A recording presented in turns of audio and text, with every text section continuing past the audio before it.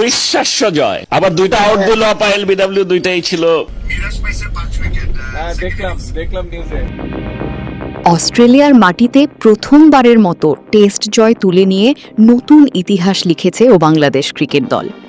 ডারউইনের প্রথম টেস্টে স্বাগতিক অস্ট্রেলিয়াকে 9 উইকেটে হারিয়ে টাইগাররা শুধু ম্যাচই জেতেনি, দেশের ক্রিকেট ইতিহাসে যুক্ত করেছে এক নতুন অধ্যায়।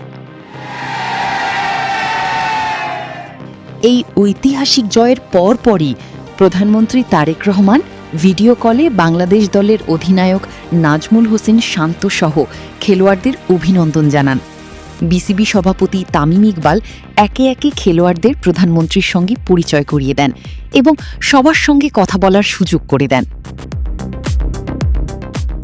ভিডিও কলে প্রধানমন্ত্রী বলেন, পুরো দেশ এই জয়ে গর্বিত এবং দেশে ফিরলে ক্রিকেটারদের উষ্ণ অভ্যর্থনা জানাতেই সবাই অপেক্ষা করছে। বাংলাদেশের মানুষ অপেক্ষা করছে আপনাদেরকে ওয়েলকাম করার জন্য। এই দৃশ্য দেখে অনেক ক্রিকেট প্রেমীর মনে পড়ে গেছে সাবেক বিসিবি সভাপতি নাজমুল হাসান পাপনের সময়ের কথাও। অতীতেও বড় জয়ের পর ফোনে বা ভিডিও কলে দলকে অভিনন্দন জানানো এবং খেলোয়াড়দের সঙ্গে কথা বলার এমন দৃশ্য দেখা গিয়েছিল। এবার তামিম ইকবালের মাধ্যমে সেই চিত্র যেন আবারও ফিরে এসেছে। সবাইকে বলছে যে খেলা দেখতেছে, আপা দোয়া করতেছে, আমি সারাক্ষণ খবর পাঠাচ্ছি। তারাবি নামাজ পড়ে দোয়া করছি।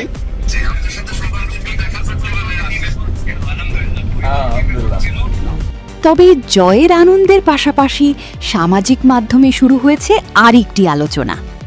অনেক সমর্থক মন্তব্য করছেন, বাংলাদেশ বড় কোনো ম্যাচ জিতলেই উদযাপনটা অনেক বেশি হয়ে যায়, এরপর দীর্ঘ সময় আর তেমন সাফল্য আসে না। কেউ কেউ এটিকে অহংকারের পতন বলেও মন্তব্য করছেন। তবে এই ধরনের দাবি কোনো পরিসংখ্যান বা আনুষ্ঠানিক বিশ্লেষণে প্রতিষ্ঠিত নয়।